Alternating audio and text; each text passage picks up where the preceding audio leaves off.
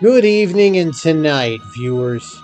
This is Three Roads Gaming. Now let's ride. Last time on Let's Play Final Fantasy VI, we escaped the Phantom Train. And now Shadow is about to escape being in our party. Yes, I did remove everything from him, except the weapon only he can equip, in which case, who cares?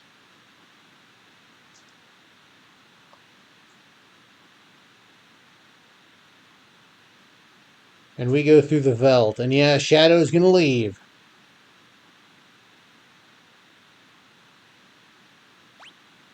I wanted the Kinpo key in my inventory as well, because I want to throw it back on Sabin.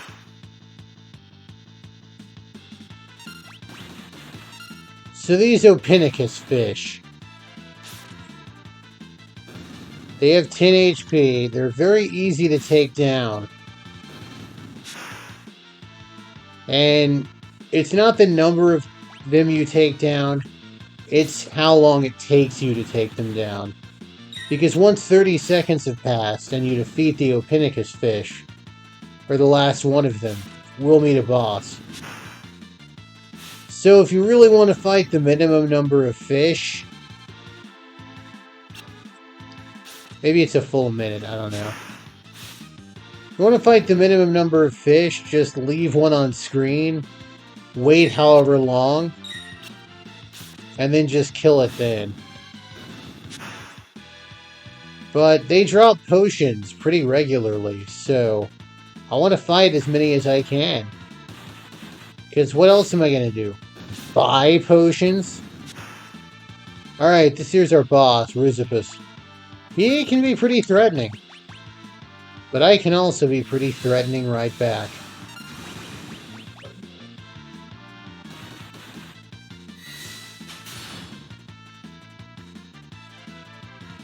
I think he's got like 1,000 HP, thereabouts. Well, anyway, he's dead now. And that's all she wrote for Rizipus. Only 2? Jeez. Sometimes you can get like up to 10 from this battle. Anyway, we're seeing Sabin floating along a river. A common sight at this point.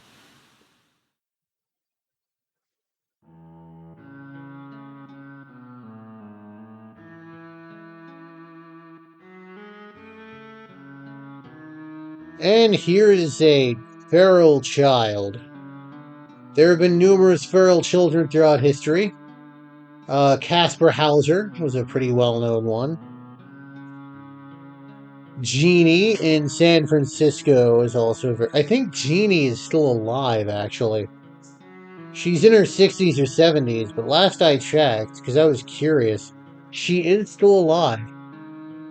There have been a few others. It's just Gaul. He is a very unique character.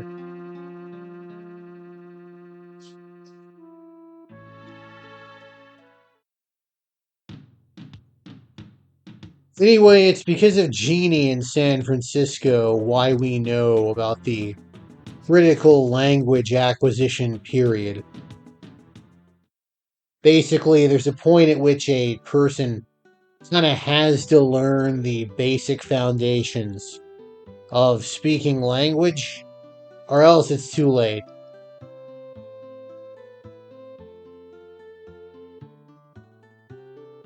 And what that guy said is what we have to do. So, first, let's avail ourselves of this free bed.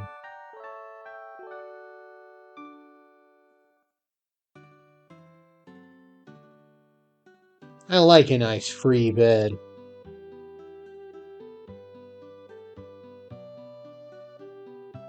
And they're both 16. Interesting. Dwayne and Katerin. Keep that age in mind. Just remember in the back of your head that they're 16 right now.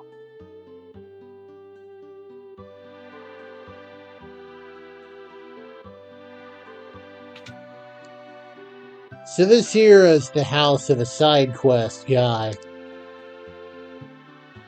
We can read him his letters and mail letters, but the thing is, each letter costs 500 gil to mail. And honestly, the price isn't even worth it, so I don't see it as worthwhile. But there is some interesting stuff he can do with that I will not show off so much as point out. And viewers, ugh, I'm gonna have to do it. I gotta spend some money. I have to buy some dried meat.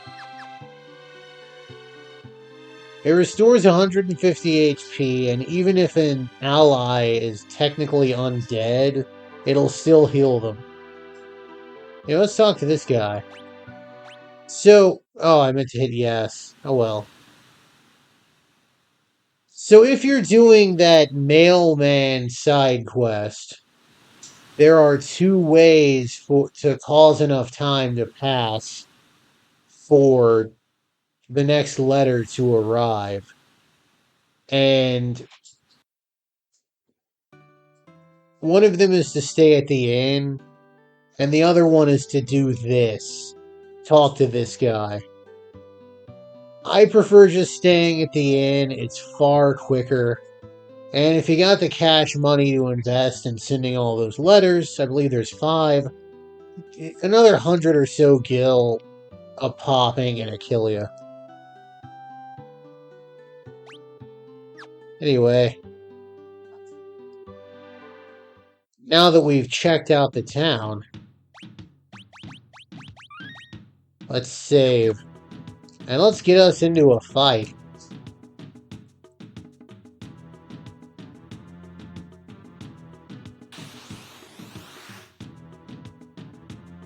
So, any monster formation that I have defeated will appear on the Veldt.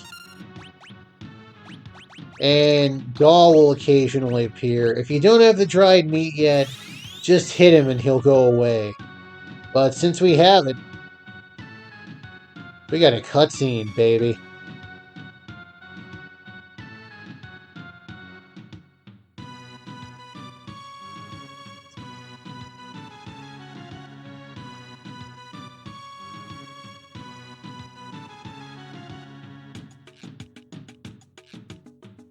And they're gonna have a little tussle.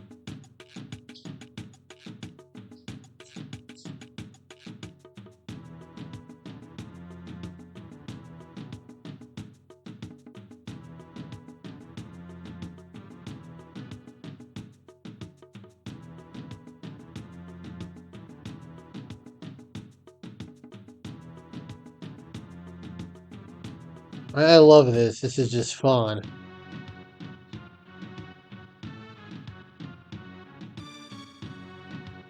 Aw, he doesn't know what he did.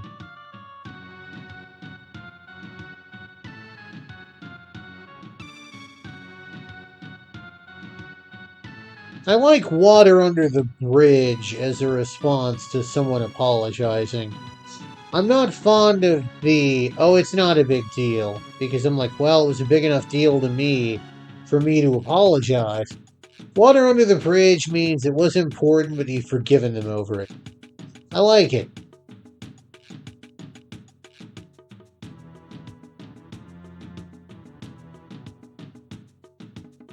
If you ever wonder why sometimes H.C. Bailey says, shiny, shiny, shiny, this is why. It's a reference to this.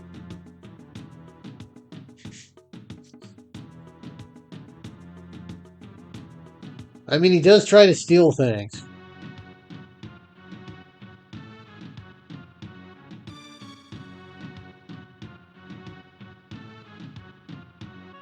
So he's kind of giving you crude directions as to where to go, but we're not going there yet.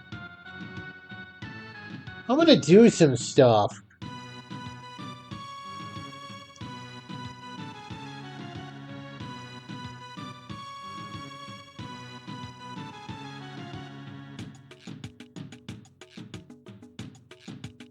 He's not Mr. Thou.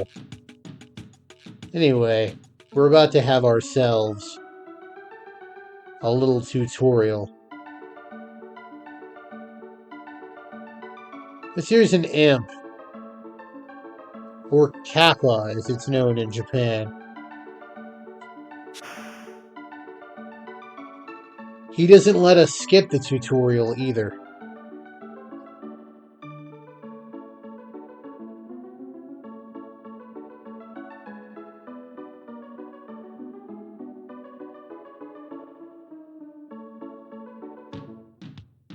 Alright. Oh, leather cap. Yeah, I'll give him a Kinpogi. Why not?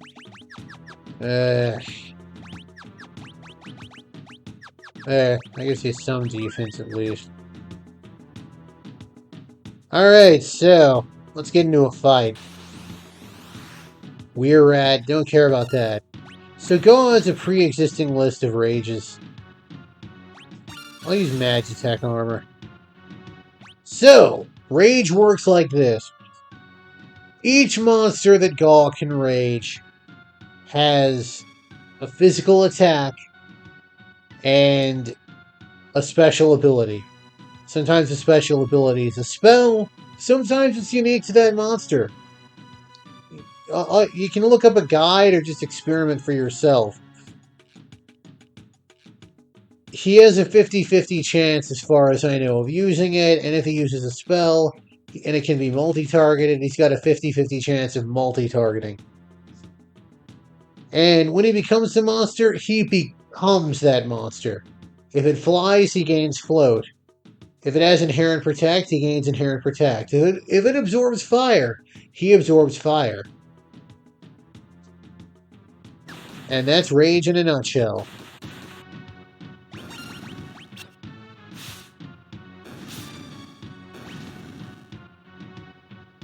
You don't gain any experience on the Veldt, but you do gain money. So I've heard this is a pretty popular place if you're trying for low-level runs on the SNES. Because you can get money without getting experience. Alright, additional rage, well not rage, additional Veldt info. I guess you can call this part 2 of my spiel. There are, I believe, 50 groups of monster formations. And in each one of those groups, there are 10 or 8. Can't remember if it's 8 or 10. I'll put a correction on the screen once I research. Either 8 or 10, let's say, packs of monsters. How it works is you have to have fought and defeated a monster formation to make it appear on the Veldt. So let's say these guys are in Group 3. Each time you fight, run away, defeat them, or whatever, the group number increments. So, if I knew these were the only guys in Group 3 I had fought, when I get back around to Group 3, it's always going to be this formation.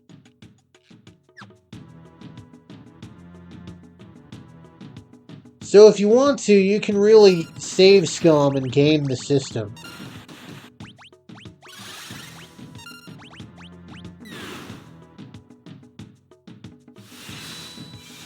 But yes, if you haven't fought anything in a particular group, then that group number is just skipped. And as is my understanding, there is you have a 1 in X chance of encountering any given formation in that pack of monsters. Or I guess group. X percent chance of encountering any formation in a given group, where X is the number of formations you've defeated. So, If I had defeated, say, 2 formations in Group 3, I'd have a 50-50 chance of encountering each. There is a really, really in-depth FAQ about this on Game FAQs. DeGibriel wrote it. He wrote also one of the best FAQs for this game as a whole. It goes real in-depth on how everything works. Okay, Trillium. I want Trillium. When you leap... Alright, Veltgication. Round 3. When Gaul leaps, he gains all of the abilities of any monster on screen. Also, if you were encountering a monster that upon defeat summons a different monster, you'll get that monster from jump as soon as you leap. So, if I encounter the satellite and I leap, I would also gain the Imperial Soldier.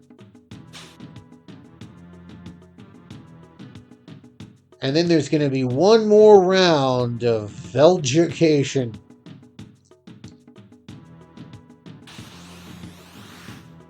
Zagrum. Meh.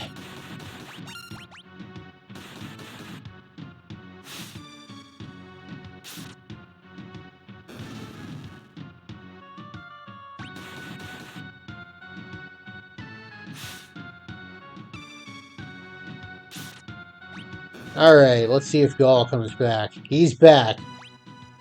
Alright, viewers, here's your last class on the Veldt. You've all been very good students. I award you a B+. No, I'm just kidding. A+ all around. So, Gaul will only show up on non-back, non-pincer, non-side attacks. So, basically ones where your guys are on the right and facing left. There are also some formations where he will not appear because he's technically stored in a slot that I think if there are 5 or more monsters, that slot would be occupied. Also, you may have heard at some point in your life that he'll gain the ability no matter what you do, and you just want to hit him to keep him learning abilities. This is false. He only gains the ability upon a successful return into your group. He also does learn whatever he returns on. He already had Zagrum as a rage, but he would have it now if he didn't already. And as we can see, we'll look at abilities. Now he's got Trillium, he's got Serpius, and he's got Gorgeous. He already had Zagrum, but it would be in there if he hadn't encountered it already. There are a couple more I want to get. Not this one.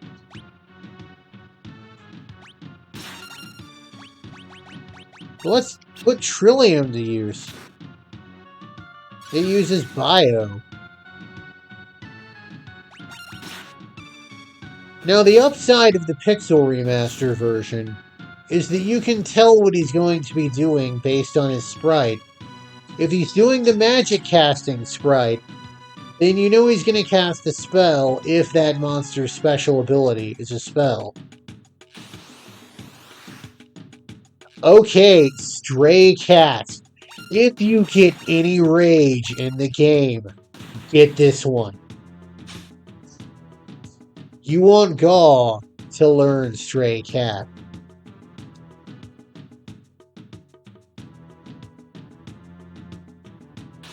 Ask anyone even remotely familiar with the game and they can tell you why. Or me, I can tell you why.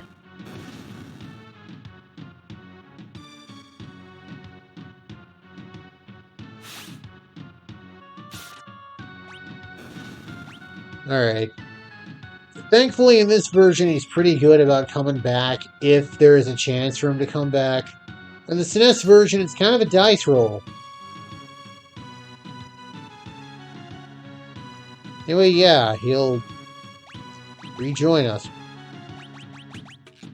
Stray Cat. He also got Chipper Rabbit, as you can see. Chipper Rabbit's Rage is the raid spell, so not remotely useful at all because he doesn't really know who to target, so he's just going to sit there trying to revive your non-downed allies.